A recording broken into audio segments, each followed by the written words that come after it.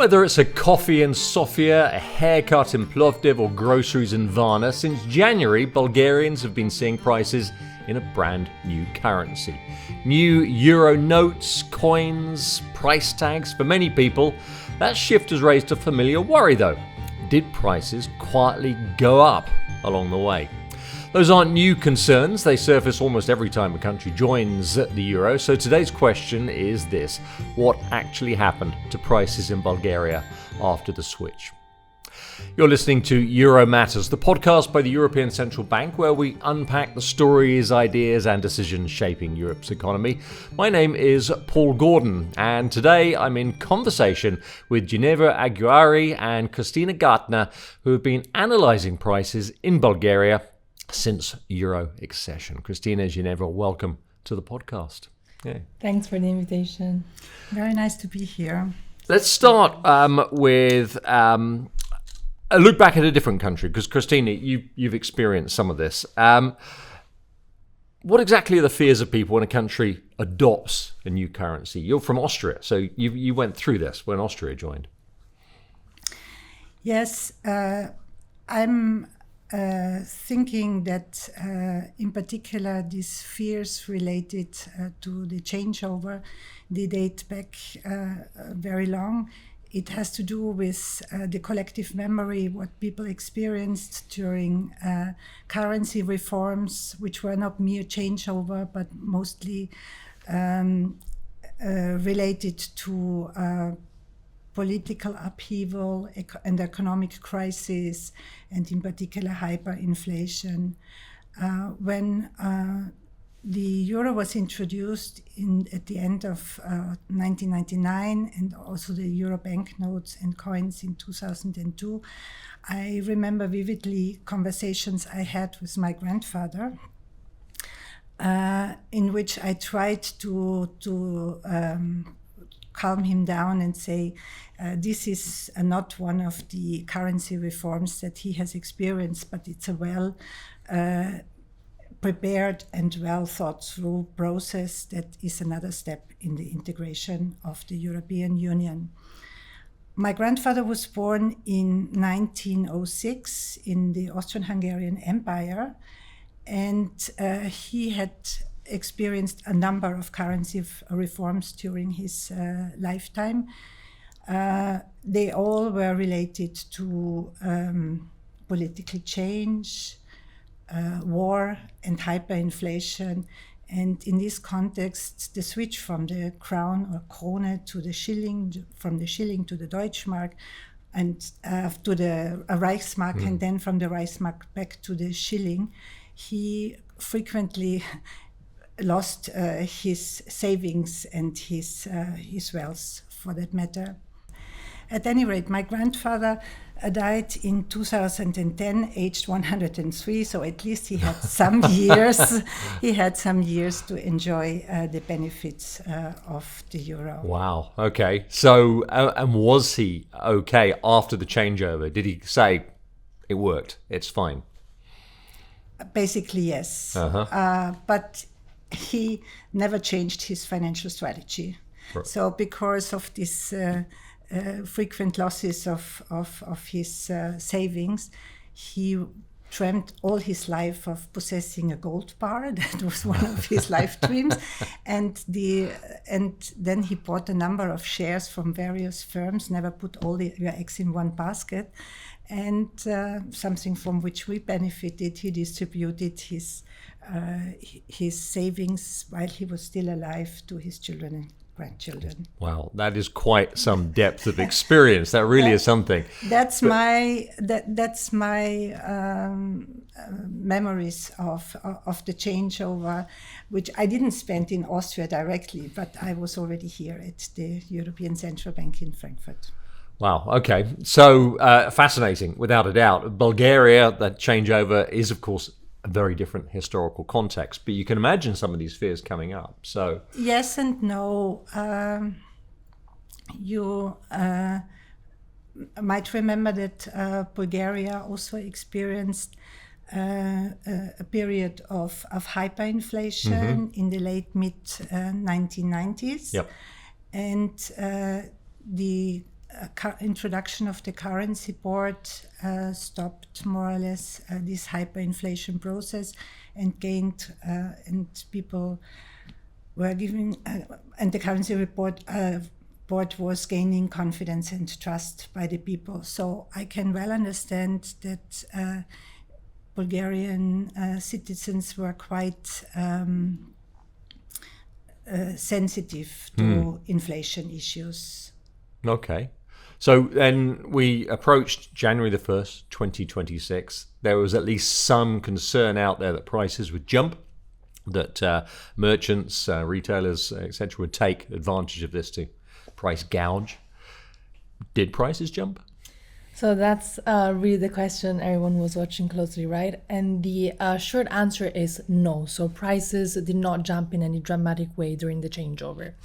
If we look at the big picture, annual inflation in Bulgaria during that period was actually falling.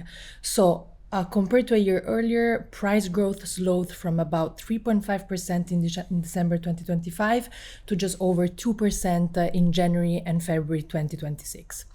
Now, if we zoom in a bit and look at what happened month on month, so just from December to January, we find that prices increased by 0.6%, which is a bit higher than you would normally expect from a typical January.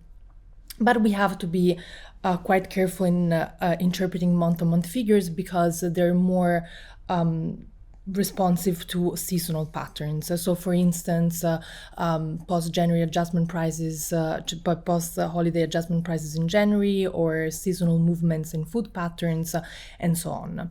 And so we need to compare that 0.6% not just to December, but to what a typical January looks like.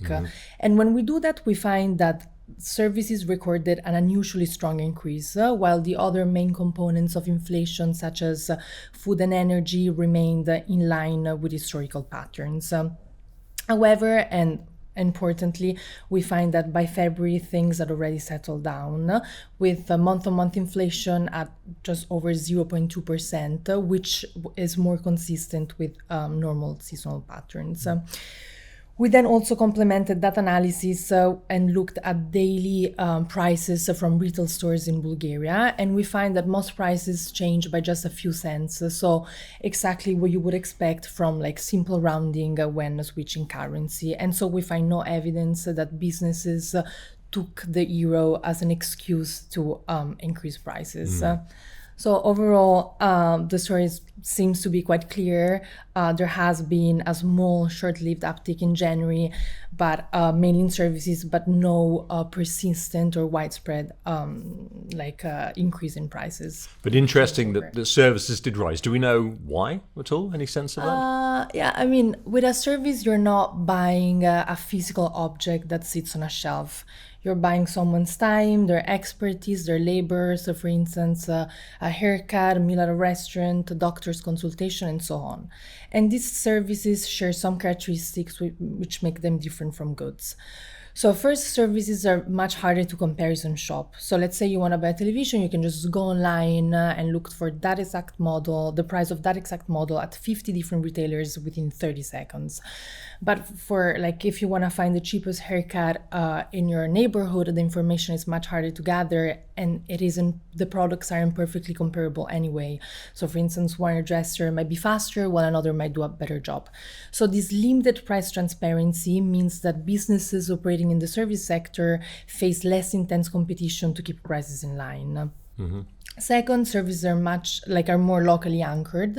So the restaurant down the street isn't competing with a restaurant in another city or another country. And so price competition, which can be quite powerful for goods, can be absent for some services.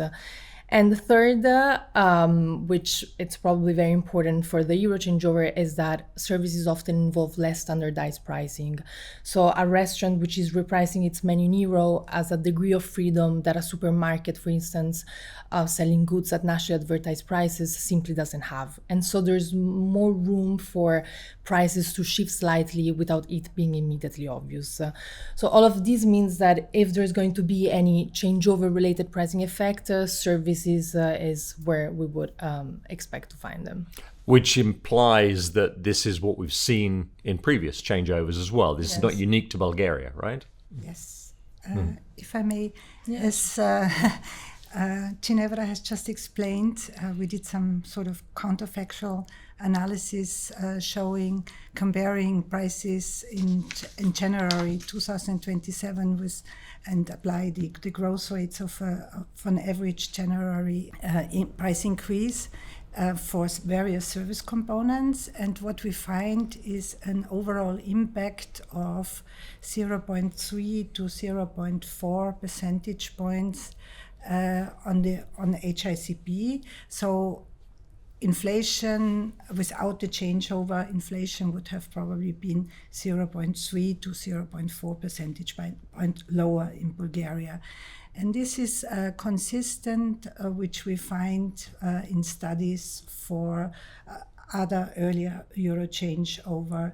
And also, so generally we find that the price increases are mild, one-off, and concentrated in the services sector. So exactly what, for the reasons that Ginevra has just explained.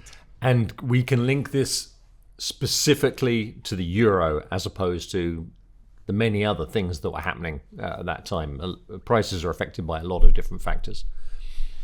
Yes, indeed, you're absolutely right. So there's prices always moving for lots of different reasons, and so it's not that obvious how much of the effect, like how much of that can be linked to the euro, and that's exactly what we do. So we do this kind of counterfactual exercise by comparing what actually happened to what we would normally expect based on past patterns. So what we do, like the way we get this 0.3 to 0.4 percentage point, is that we look at the specific services categories that showed the largest deviations compared to their historical January patterns, and then we ask if those categories behaved exactly like they would on a normal January, like in an average January, what would inflation have been? And then we find this.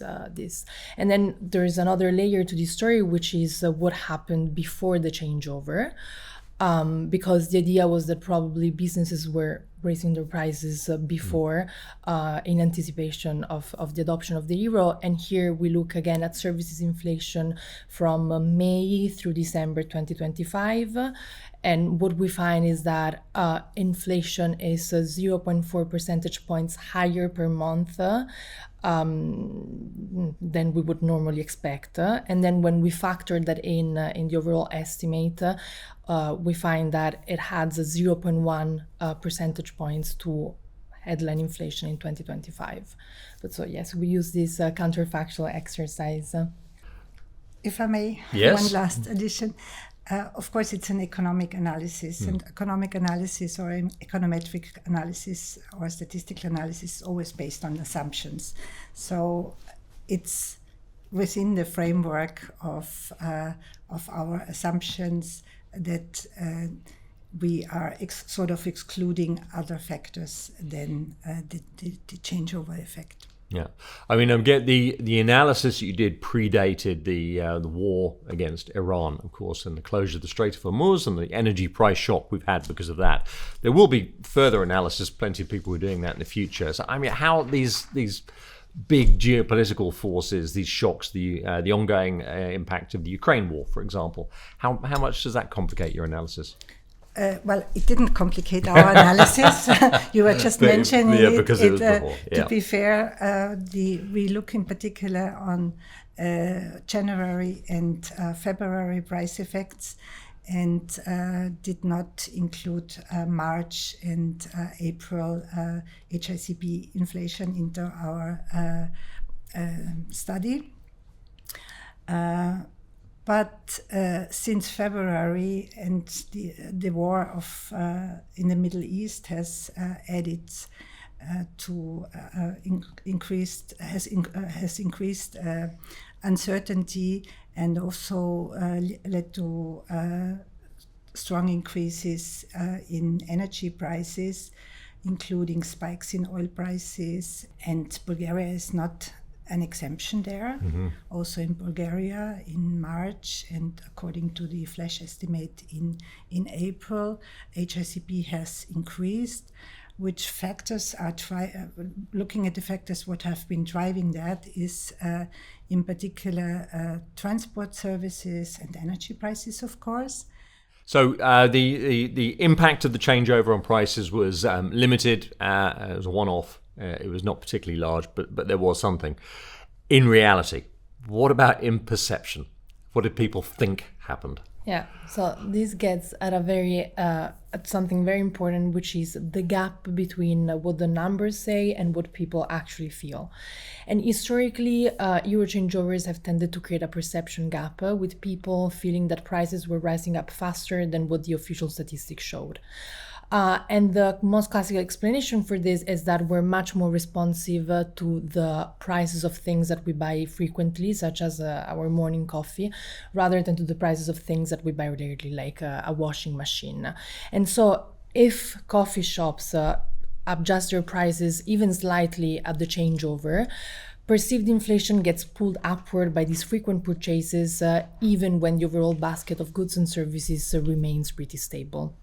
And on top of this, unfamiliarity with the new currency and coverage by media also plays a role.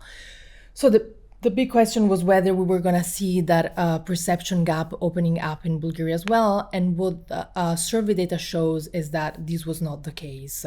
So actually, in 2026, in January 2026, perceived inflation in Bulgaria declined, and it was the largest single drop since the pandemic.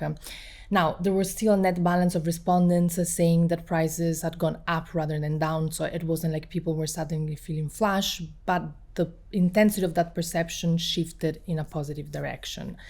And also looking forward, the consumers' expectations of price increases over the next 12 months eased, so people were becoming more positive about future price developments.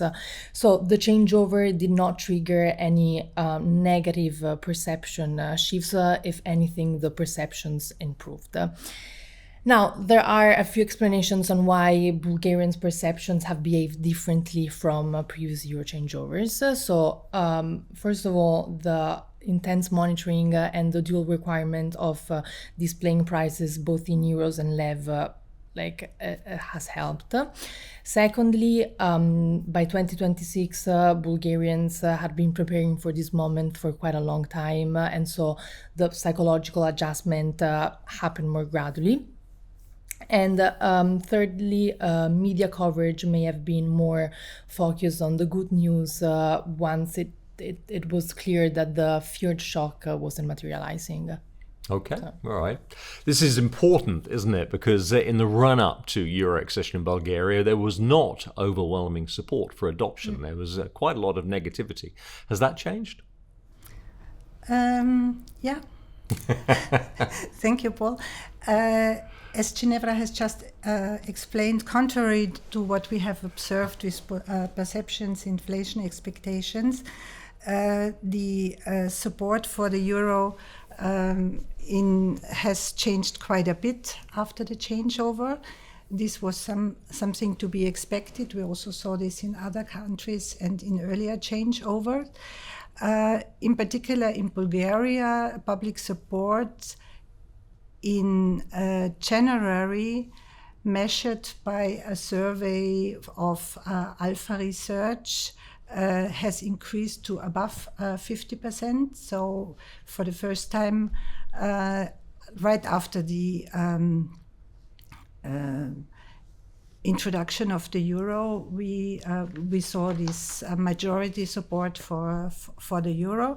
And according to February data, again by Alpha Research, we see that public support is now comfortable above 50%, notably at 50.4%.